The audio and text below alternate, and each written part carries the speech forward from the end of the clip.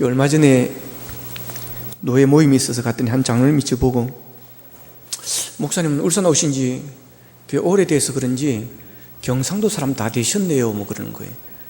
그래서 제가, 아니 제가 경상도 사람인데요 그랬더니, 아 그러세요?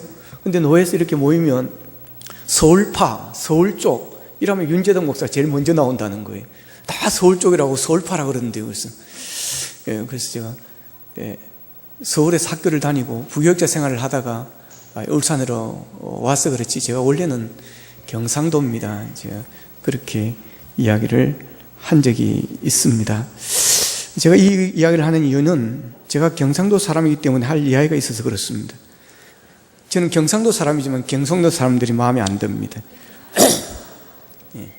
가덕도면 어떠하며 밀양이면 어떠합니까? 그걸 가지고 뭘 그렇게 싸우는지 모르겠어요. 영남권 신공항 선정지 발표가 지난 6월 20일에 있었습니다. 영남권 신공항 건설 사업이 2011년에 이어서 그때 벽지화 시켰습니다. 경제적 그게 없다 이래가지고 이명박 대통령 정치적 부담을 안고, 근데 이번에도 이어서 또다시 벽지화가 되었습니다. 가덕도냐 밀양이냐를 두고 긴장감 속에서 발표를 다들 기다렸습니다. 근데 이것도 저것도 아닌 김해공항 확장으로 결론이 내려졌습니다. 정말 심한 갈등은 좀 봉합될지 모르겠지만 그러나 많은 국민들에게 아쉬움을 남기고 말았습니다. 영남권 국제신공항이 생긴다는 것은 그 자체가 영남권으로서는 대단히 좋은 기회입니다. 그런데 너무 경쟁이 과열되어졌습니다. 부산은 가덕도로, 울산, 경남, 대구는 밀양으로 나누어져서 치열하게 싸웠습니다. 저는 밀양이 아닌데 울산이 다 밀양을 하니까 저도 밀양 쪽으로 미는 줄 알고 지난 월요일 동기 모임이 있었는데 다 그렇게 생각을 했습니다. 어떻든 참 야단법석이었습니다. 지난 총선 때 대구 국회의원 한 분이 지역 주민과의 대화에서 이런 말을 했습니다. 대통령이 대구에 좋은 선물을 보따리를 준비하고 있다, 이 말을 했습니다. 근데 이 말이 퍼지면서 여기에 영남권 신공항이라는 말은 들어가지 않았는데 이게 밀양으로 이미 선정되어졌다, 이렇게 교묘한 해석을 해버린 것입니다. 이제 여러 가지 정황이 그렇게 흘러가는 것입니다. 이제 그 말은 청와대와 교감이 있지 않았겠느냐는 그런 해석을 함으로 인해서 부산 쪽에서 이제 들고 막 일어났습니다. 영남권 신공항 가덕도로, 밀양이 웬 말이냐, 신공항은 가덕도로 막 플랜카드를 만들어가지고 수많은 사람들이 거리를 나서고 정치인들이 앞장섰습니다. 가덕도 신공항이 안 되면 밀란이 일어날 것이다, 막 이런 말도 나오고 그랬습니다. 그러나 그 결과는 의외였습니다. 저는 개인적으로 참 안타깝습니다. 멀리 바라본다면 신공항 건설이 맞다라고 저는 그렇게 생각합니다. 저는 정부의 판단이 아쉽습니다. 정치적 부담이 있겠지만 그래도 가덕도나 밀양으로 선정되었으면 참 좋았겠다는 생각을 합니다. 밀양이나 가덕도로 신공항이 정해졌다면 틀림없이 후폭풍은 거셀 것입니다. 그러나 처음에는 좀 시끄럽겠지만 시간이 지나면 괜찮아질 것이라고 저는 그렇게 생각합니다. 나중에 가면 참 잘했다, 이전을 참 잘했다라고 생각할 것입니다. 그 한 예가 경부고속도로입니다. 경부고속도로를 만들 때 엄청난 반대가 있었다고 그럽니다. 그 당시에는 자동차가 거의 없던 시대입니다. 그러니까 무슨 이런 고속도로를 만드냐고 엄청 반대가 심했다는 겁니다. 그러나 멀리 보고 경부고속도로를 밀어붙였습니다. 그랬더니 나중에는 다 잘했다고 그랬습니다. 박정희 대통령이 잘한 일 중에 하나가 경부고속도로라고 하지 않습니까?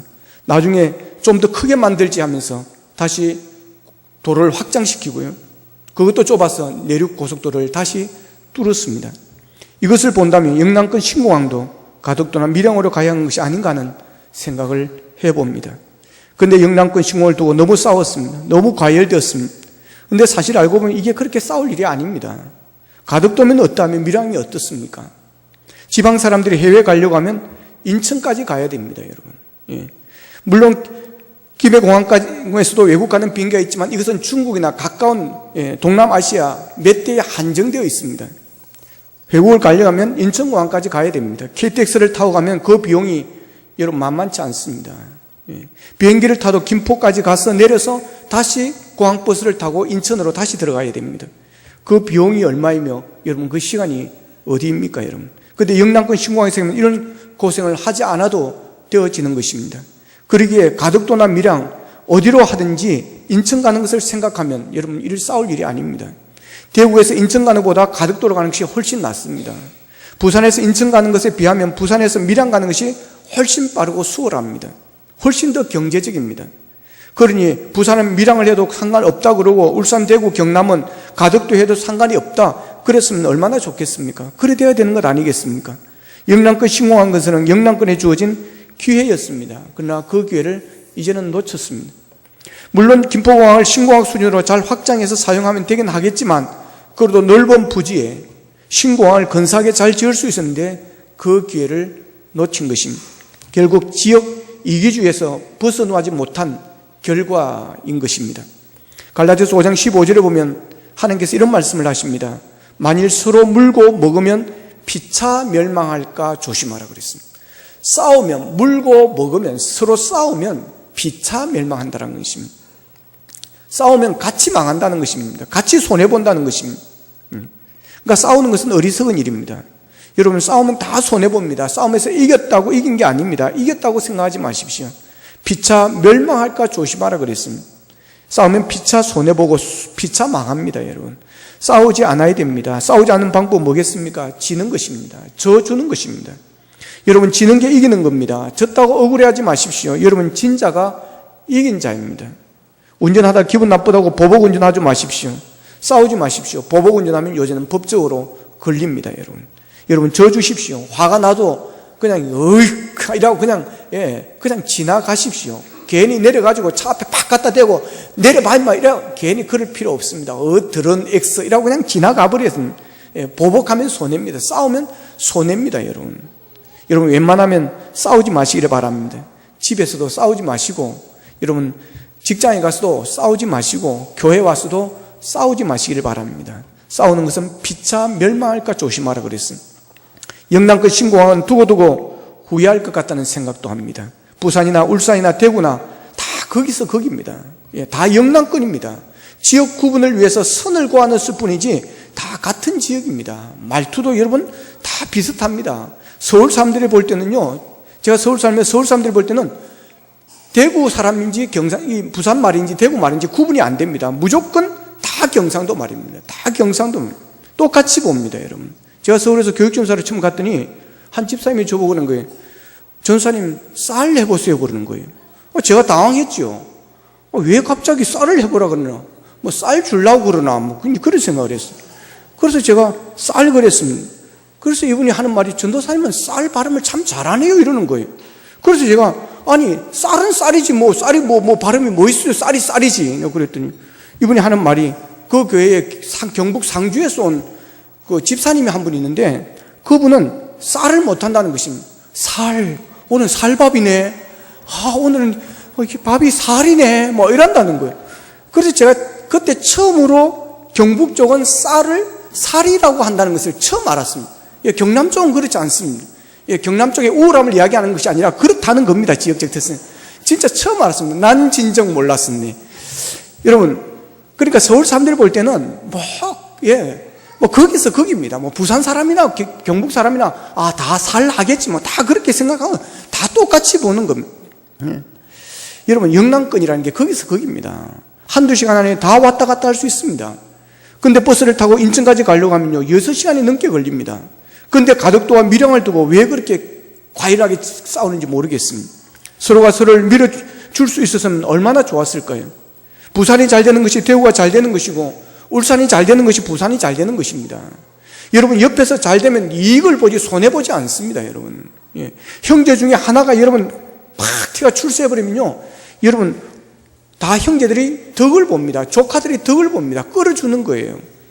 제가 현대중공업 다닐 때 이 회사의 사람들을 보면요 뭐 경비 청소하는 사람 그런 사람들 이야기를 해보면요 정주영하고 관계되는 사람이 되게 많습니다. 하여튼 꾸중무라도 조금 튕겼다면 어떻게 해가지고 다 들어와서 한 자리 하는 거예요. 뭐 식당을 하든 매점을 하든 매점 하는 사람 이렇게 해가 들어온 줄 알았어요. 들어보니까 정주영 씨의 몇 촌에 몇 촌에 몇 촌 꾸중무라 만큼 튕겨 옮겨갔는데 그 자리에 딱 앉아가는 거예요. 여러분, 그런 것입니다. 가까운 지역이 잘 되면 덕을 보지 손해보지 않습니다.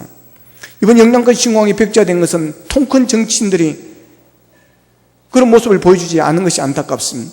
좀 더 통 큰 정치인이 나서서 가덕도든 밀양이든 어디든지 좋다, 정말 공정하게 잘 검토를 해서 가장 좋은 지역을 찾아서 신공항을 세우십시다. 싸우지 마십시다. 이기주의에서 벗어나십시다. 우리는 다 영남 지역입니다.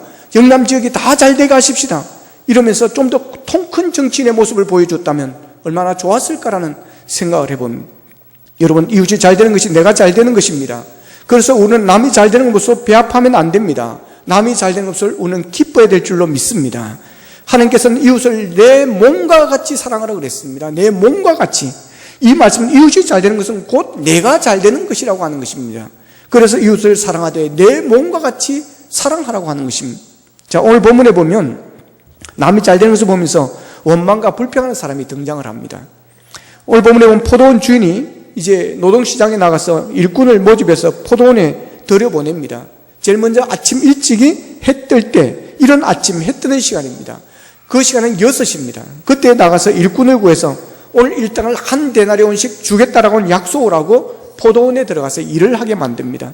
일손이 부족했든지 주인이 3시, 해 뜬 후 3시간이 지날 때를 이 유대인들은 그렇게 했잖아요. 제3시, 우리 시간으로 하면 9시입니다. 그래서 나가봤더니 또 일자리가 없어서 일할 게 없어 놀고 있는 그런 사람들이 있습니다. 그래서 그 사람들을 불러서 일을 시킵니다. 또 제6시에 나갑니다. 우리 시간으로 하면 12시입니다. 또 제9시에도 나가봅니다. 오후 3시입니다. 나갔더니 또 사람들이 놀고 있는 사람이 있습니다. 일거리를 찾지 못해도 놀고 있습니다. 그 사람들을 포도원으로 들어가서 보냅니다. 이스라엘에서 포도를 거두는 시기에는 되게 바쁜 시기입니다. 익은 포도를 제때 거둬들이지 못하면 손실이 많기 때문입니다. 근데 제11시, 우리나라 시간으로 보면 오후 3시입니다. 오후 5시입니다. 즉 해지기 1시간 전 포도원 주인은 또 노동시장에 나가봅니다. 나갔더니 아직도 일거리를 찾지 못하고 놀고 있는 사람들이 있는 것입니다.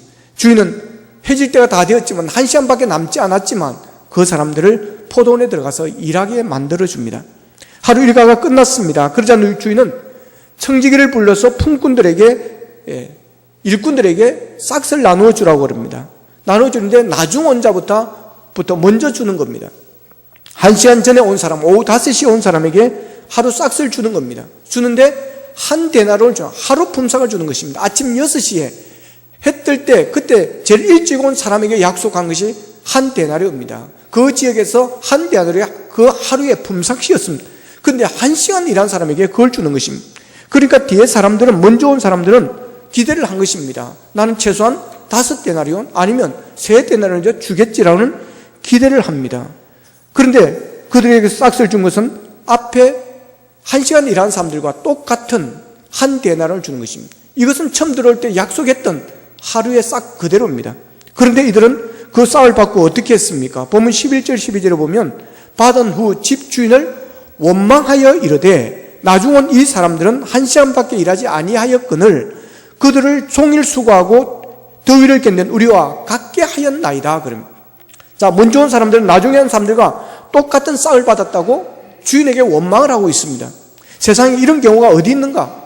어떻게 1시간 일한 사람과 종일 때 앞에서 일한 사람이 싹이 또 같을 수 있는가? 그때 주인이 이렇게 대답합니다. 친구여, 내가 너에게 잘못한 것이 없노라. 네가 나와 한 데나리온을 약속을 하지 아니하였느냐?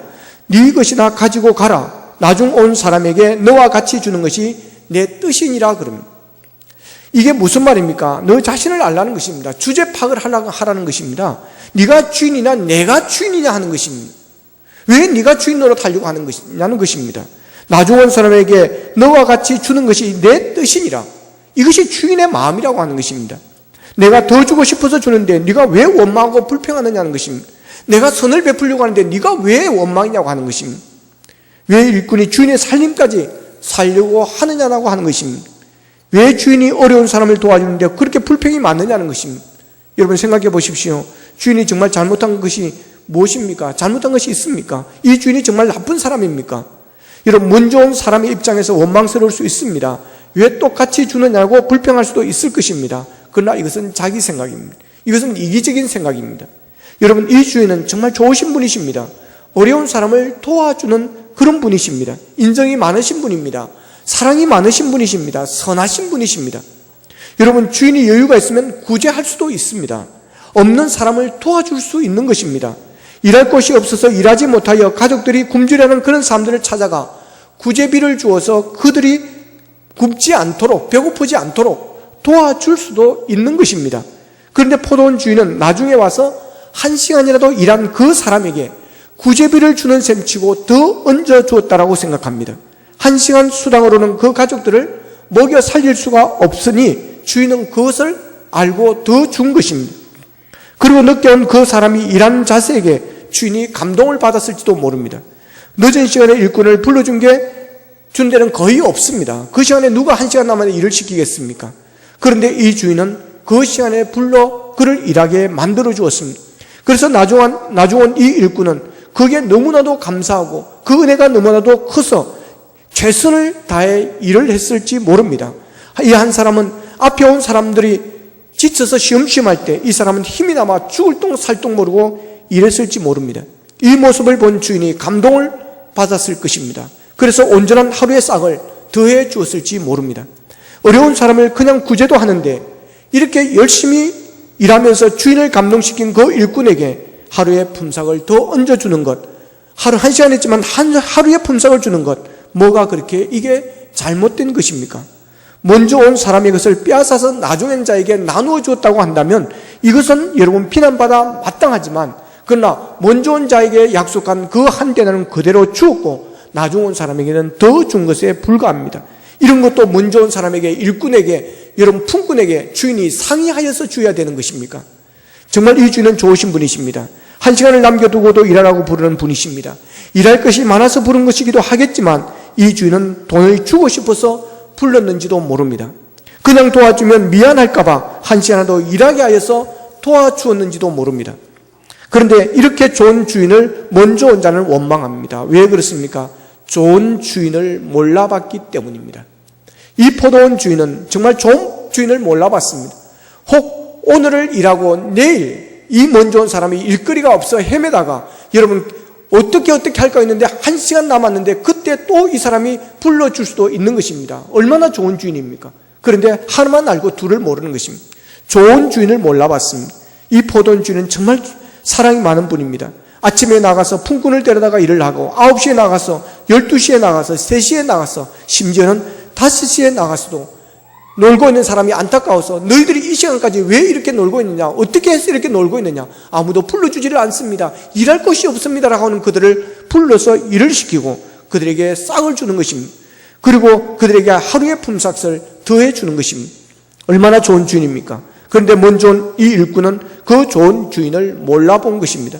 오히려 늦게 온 사람에게 자기와 똑같이 싹을 준다고 원망을 하고 있습니다. 이 사람이 좋은 주인을 알아봤다면 원망보다 감사했을 것입니다. 그가 좋은 주인을 만났다는 것에 대해서 감사했을 것입니다. 내가 이렇게 좋은 주인을 만날 수 있다니, 내가 이렇게 좋은 주인의 집에서 일할 수 있다니 하며 감동하며 감사했을 것입니다. 여러분, 우리의 주인 되시는 하나님, 여러분 좋으신 하나님이심을 믿으시길 바랍니다. 하나님은 좋으신 하나님이십니다. 좋으신 하나님, 좋으신 하나님, 참 좋으신 나의 하나님. 할렐루야. 그렇습니다. 여러분, 우리 하나님은 참 좋으신 하나님이십니다. 우리의 기도를 응답해 주시고 한없는 복을 우리에게 주시는 참 좋으신 하나님이십니다. 여러분, 우리를 구원하시기 위해서 독생자 예수 그리스도를 십자가에 못 박게 내어주시기까지 하시면서 우리의 죄를 사해 주신 분이 여러분 하나님이십니다. 여러분, 좋으신 우리가 주인을 만났습니다. 좋으신 하나님을 만났습니다. 여러분, 그 하나님의 집에서 우리가 예배드리고 그 하나님의 집에서 우리가 일하고 봉사한다는 것, 여러분 감사할 수 있기를 축복합니다. 좋은 주인을 만나는 것이 복입니다. 그런데 이 사람은 좋은 주인을 몰라봤습니다. 두 번째로 먼저 온 자가 원망할 수밖에 없었던 것은 내가 주인이 되려고 했기 때문입니다. 여러분, 주제 파악을 잘해야 됩니다. 일꾼이 주인이 되려고 하면 안 됩니다. 일꾼이 주인을 이래라 저래라 하면 안 됩니다. 일꾼은 주인이 시키는 일만 하면 되는 것입니다. 여러분, 일꾼이 주인 행세를 하려고 할 때 품꾼이 주인 행세를 하려고 할 때 여러분 그 일꾼은 반드시 불행해집니다. 사탄의 목적이 무엇인지 아십니까? 우리를 불행하게 만드는 것입니다. 사탄이 우리를 불행하게 만들어서 하는 첫 번째 유혹은 여러분 사탄이 아담과 하와를 속인 것 바로 그것입니다. 주인 되라고 하는 것입니다. 주인 하라는 것입니다. 네가 주인이 되라고 하는 것입니다. 네가 하나님이 되라고 하는 것입니다. 창세기 3장 4절 5절에 보면 뱀이 여자에게 이르되 너희가 결코 죽지 아니하리라. 너희가 그것을 먹는 날에는 너희 눈이 밝아 하나님과 같이 되어 선악을 알 줄을 하나님이 아심이니라 그랬습니다. 이 말은 네가 하나님이 되라고 하는 것입니다. 사탄은 아담과 하와에게 네가 주인이 되라고 그랬습니다. 여기에 아담과 하와가 쏘가버렸습니다. 쏘가 넘어갔습니다. 여러분 내가 주인이 되어 내 스스로 살려고 하는 것은 사탄에게 쏘은 것입니다. 우리는 주인이 아닙니다. 우리가 주인이 되면 안 됩니다. 내가 주인이 되는 그 순간부터 나는 타락합니다. 내가 주인이 되려고 하는 그때부터 우리는 불행해지는 것입니다. 우리의 주인은 하나님이십니다. 우리가 우리의 주인이신 하나님께 간섭하면 안 됩니다. 하나님은 간섭 받으시는 분이 아닙니다. 하나님을 간섭할 사람은 세상에 아무도 없습니다.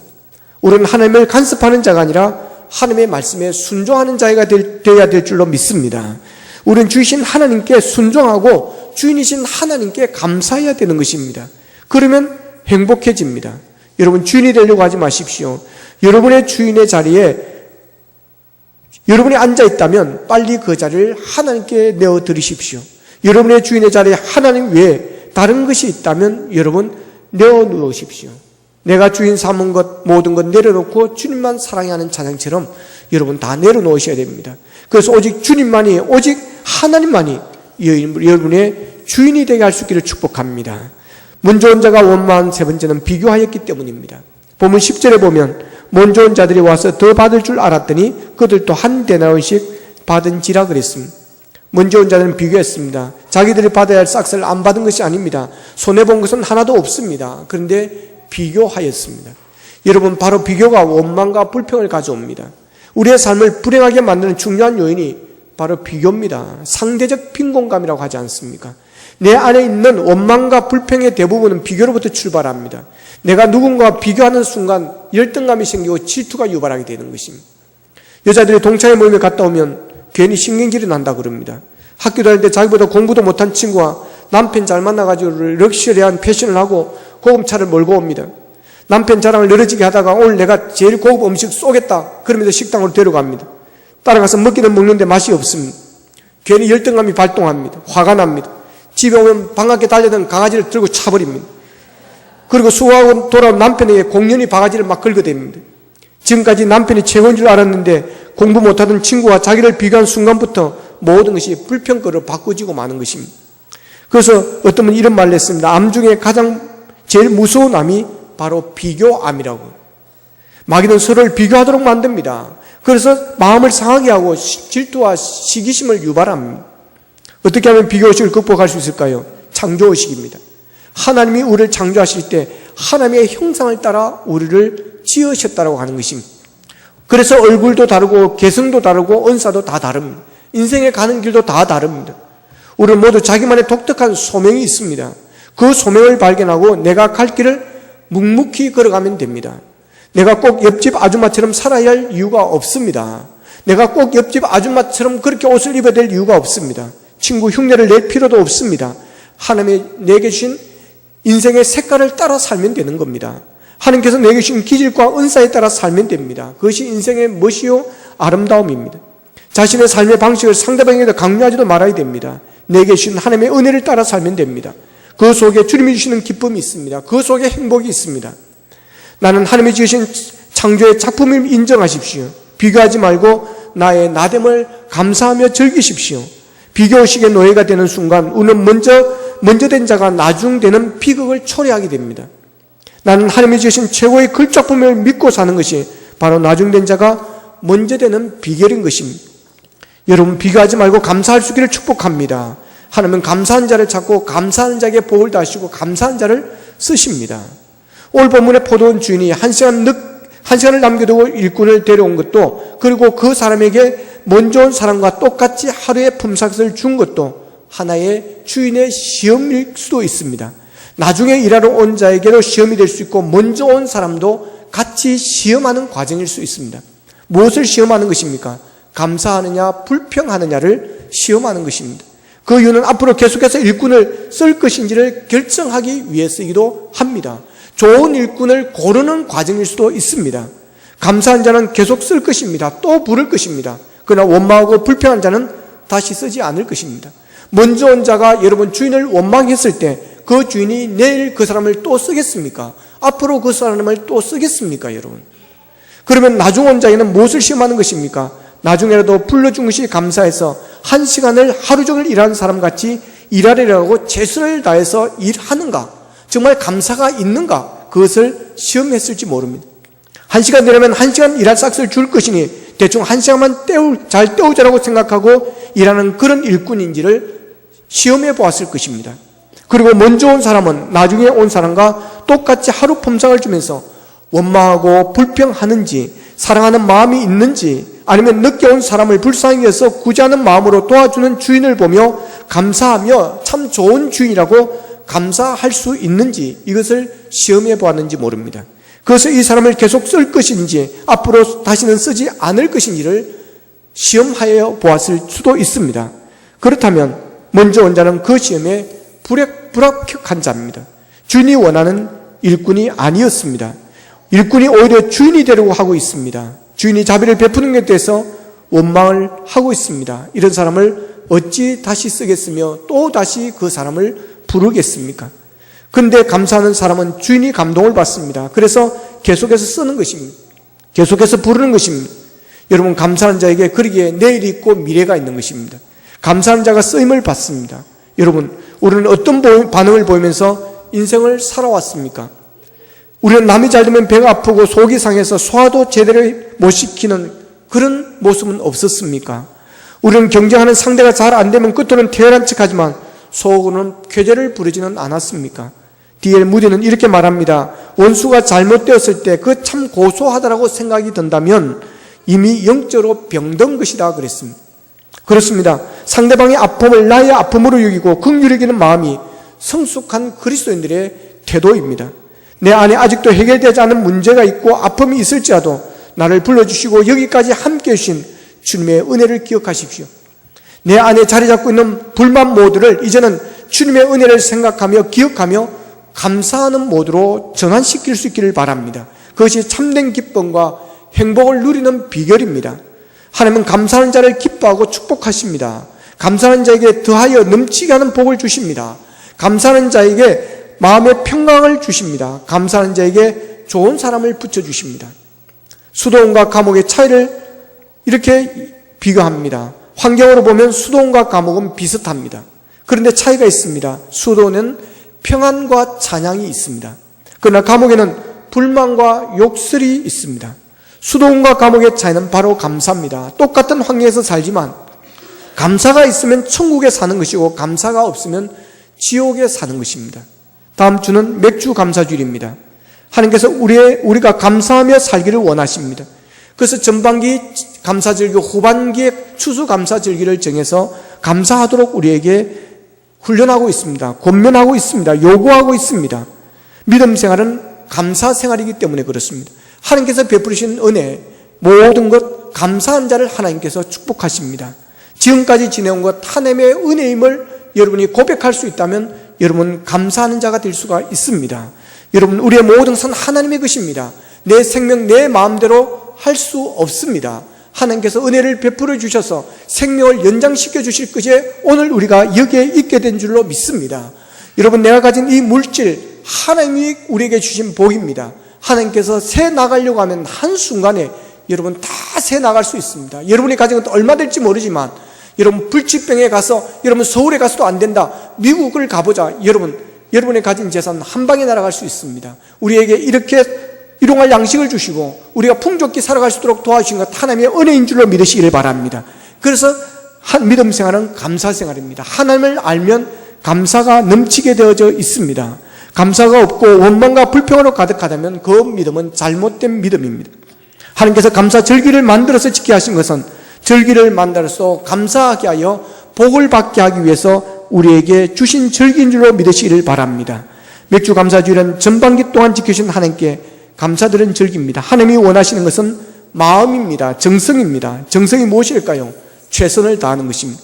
최선을 다하는 것은 성의껏 하는 것이 아닙니다. 최선을 다하는 것은 부담이 될 정도여야 최선을 다하는 것입니다. 여러분이 결혼 부조금을 사람에 따라 다를 것입니다. 저도 그렇습니다. 그냥 일반적인 사람에게는 5만에서 10만 원 합니다. 그러나 가까이 지내는 그런 목사님이 한 3분이 있습니다. 이분에게 결혼식이 장인의 딸이 있었습니다. 그래서 우리가 셋이 모였습니다. 얼마를 할까? 서로 의논하다가 30만 원 하자 그랬습니다. 그래서 세 사람이 각각 30만 원 같이 했습니다. 30만 원 부조금은 저에게 있어서 부담입니다. 5만 원, 10만 원은 평범할 수 있지만 그러나 30만 원 결혼 부조금 친구에게 하는 것은 저에게서는 부담입니다. 그러나 우리가 너무 친한 관계이고 또 형제 같은 관계이기에 부담을 가지고 하자 해서 그렇게 한 것입니다. 여러분, 이런 감사를 하나님께서 받기를 원하십니다. 최선을 다하는 감사, 그런 감사를 받기를 원하십니다. 이번 맥주질이 그런 감사가 있었으면 좋겠습니다. 그래야 그동안 잃어버린 감사를 회복하는 시간이 되었으면 좋겠습니다. 감사는 행복한 습관이고 하늘의 보고를 여는 열쇠입니다. 나의 삶에 기적을 불러일으키는 촉매입니다. 감사는 바로 나중에 된 자가 먼저 될 수 있는 비결입니다. 아직도 내 삶 가운데 원망과 불평이 있습니까? 이웃을 사랑하는 마음을 가지십시오. 비교하지 마십시오. 오직 감사하며 사십시오. 감사의 생각과 감사의 말과 감사의 행동을 하시기를 바랍니다. 그 속에 더하여 넘치게 하시는 놀라운 주님의 은혜와 은총이 넘치게 되어질 줄로 믿습니다. 기도드리겠습니다.